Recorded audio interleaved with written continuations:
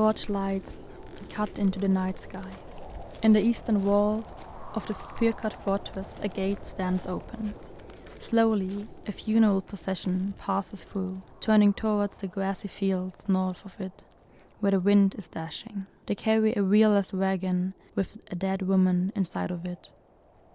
A youngster in the crowd stares at how the foreign amulets on her chest and the gold strings in her dress reflect the fires. They glimmer just as lively and strangely as they used to see her wear them in front of the fire in the longhouse.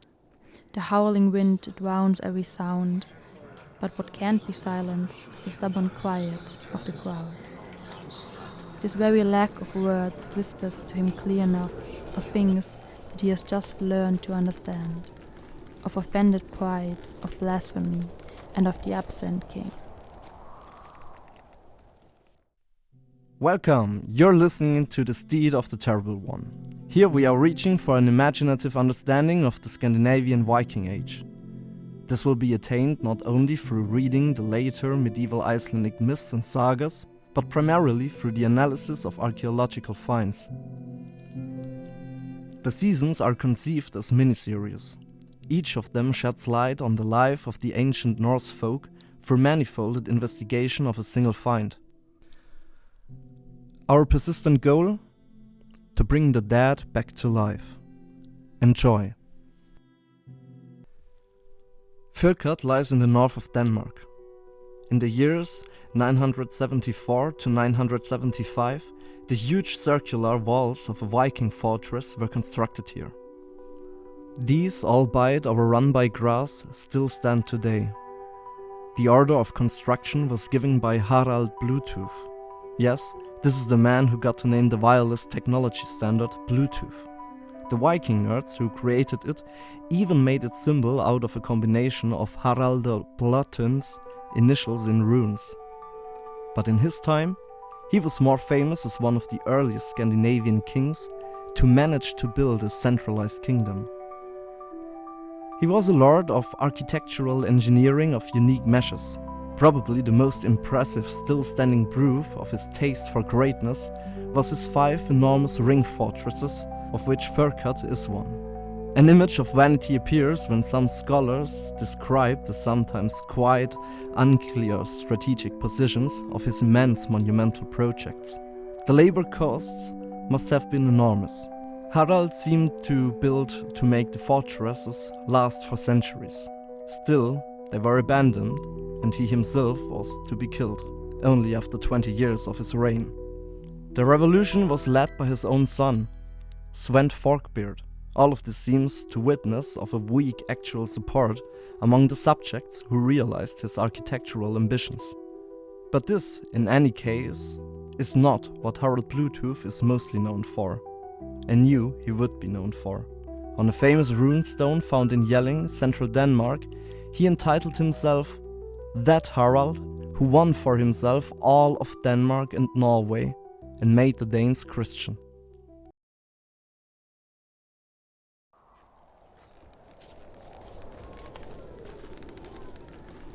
The youngster, the prince, Svend Forkbeard, now turns his eyes to the ornate swords that rattle as the noble men in the crowd move towards the procession road. But he also sees the coarse clothes of the smiths and the many masons in the procession. The boy finds it funny to see the worn hands swing idly by their sides. There's something threatening in those powerful, aching hands, and something vicious in the shimmering of the swords. He has heard enough of his father's talk about kings and kingdoms to understand that those are the kinds of swords and hands that a king better not see turned against him. 1,000 years later, in 1954, the wind still dashes over the old Viking cemetery about 50 meters northeast of the Fyrkat fortress. Svend Söndergaard, an amateur archaeologist, has just found the biggest and most puzzling of the 30 graves here. He instantly reports his find to the head of excavations at the National Museum of Copenhagen.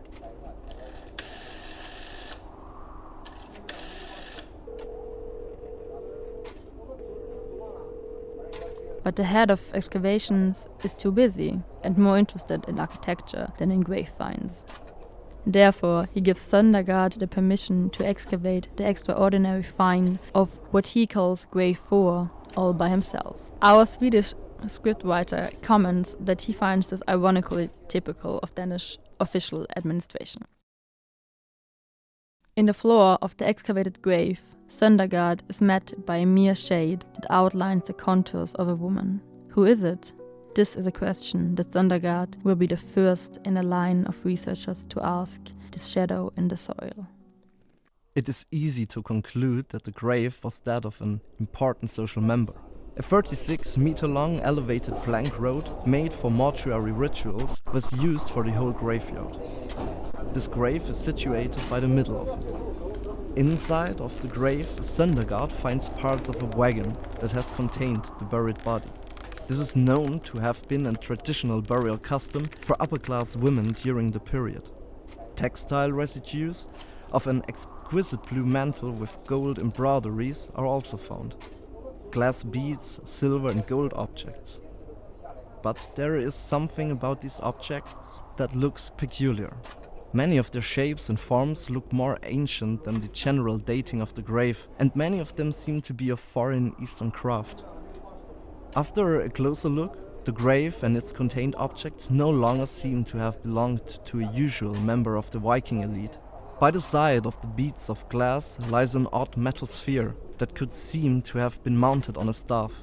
Furthermore, the grave shows to once have had a stock fire by its side, which is a sign of posthumous veneration, and henbane seeds are found in the remnants of a fur pouch. Is there anything intelligible to read out of these finds?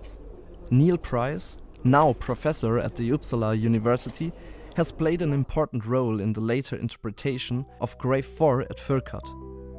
In his groundbreaking thesis from 2002, he compares the finds to similar finds and to Old Norse literature. Compelling patterns appear.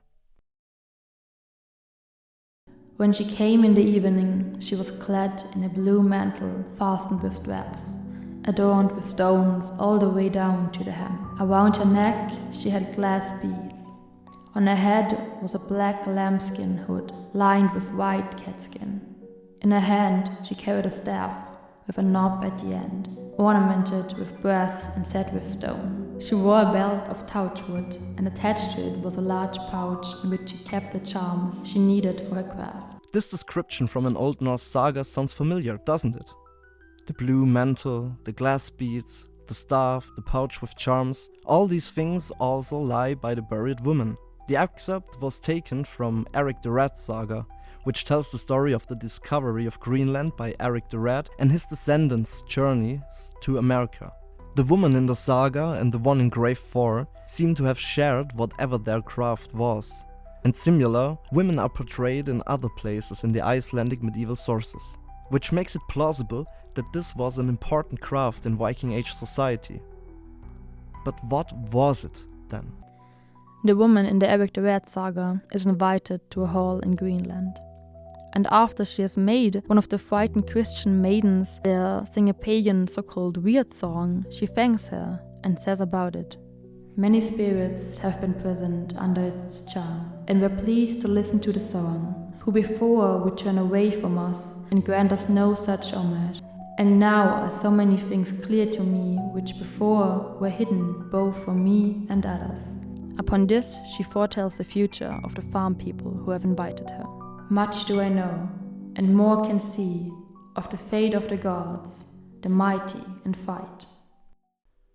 The woman with the blue mantle, the staff, and the pouch of charms is thus a fortune teller, or a völva, as they are called in the sagas.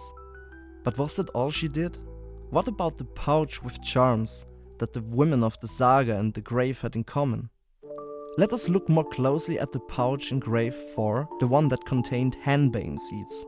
The pain-killing capacity of henbane seeds has been known all over Europe since ancient times, which leads us to think that this woman also had a role in the community's healthcare. But already ancient observers, as for example Pliny the Elder, discourage uses of henbane seeds, as the seeds can also lead to madness. It has been recorded that henbane seeds' psychoactive properties include visual hallucinations and a sensation of flight.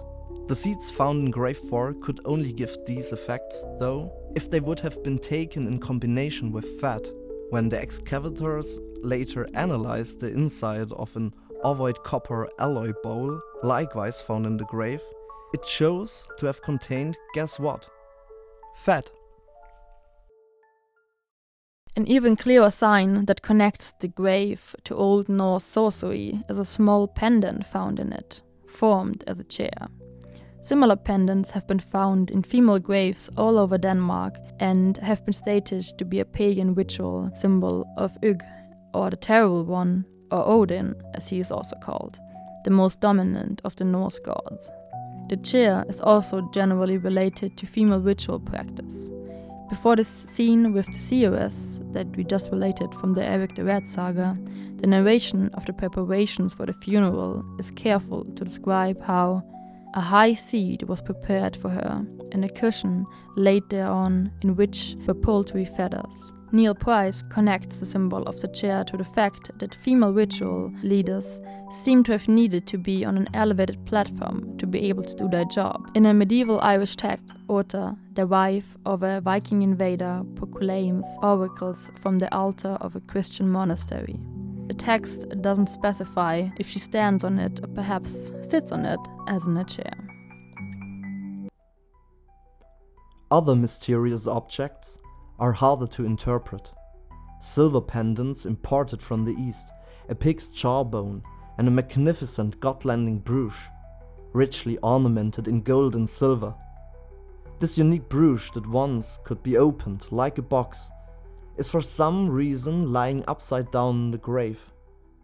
When the inside is analyzed, remnants of white lead are found. Some scholars interpret these as the result of copper corrosion. Others, like Peter Pence, PhD scholar at the National Museum of Denmark, see connections with the outspread use of white lead as the ritual facial cosmetics and paint. Being more worn than all the other buried objects, it seems to have been inherited for generations before it ended up with them. What was this beautiful brooch used for? Why did it finally end up in a grave after so many generations of inheritance? Why is it open? Why is it upside down?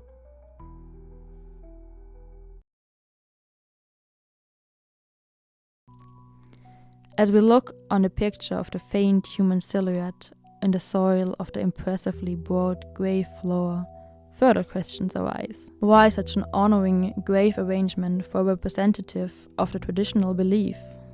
Didn't the community need to mark its newly found Christianity? The influential sorceress was not buried by her own estate, but in the official cemetery owned by the legendary Christian king Harald Bluetooth himself. Harald had forbidden non-Christian practices, and still only pagan symbols are present in the grave. Does this grave mark a transition in the religious history of Scandinavia? Was this the last of Denmark's powerful völvas? Or was it rather a compromise that the king had to accept to retain the threats of his frustrated subjects in Fyrkat? Finally, the wheelless wagon has traveled all the way to the elevated procession road. It is brought to its middle where the funeral ceremony is performed. Svend, the king's son, recognizes a mourner girl who also assisted on his grandfather's first grave laying, before his father let his bones be dug up and a second Christian funeral was held. Once a close collaborator of the sorceress herself, she walks up to the grave. The silence is more dense than ever. Even the wind holds its breath. The mourning girl holds the sorceress bush. She opens it, and with her fingers and the white lead from the bush, she paints both strokes on the face of the dead. When it's done, the grim look of the face sends a chill down Prince Sven's spine. Since there are no more successors in her profession, her bush is therefore to be put in the grave together with all the other possessions of the bemoaned. The Mona girl weeps with an emotion that makes the crowd concerned. She shivers. Suddenly, she flinches and the brooch falls from her hand by accident. In front of everyone's eyes, it twists in the air and falls into the grave, right by the head of the sorceress. Sven sees how the lid is placed on the wagon, which is then dug down. The völva disappears and an error follows her.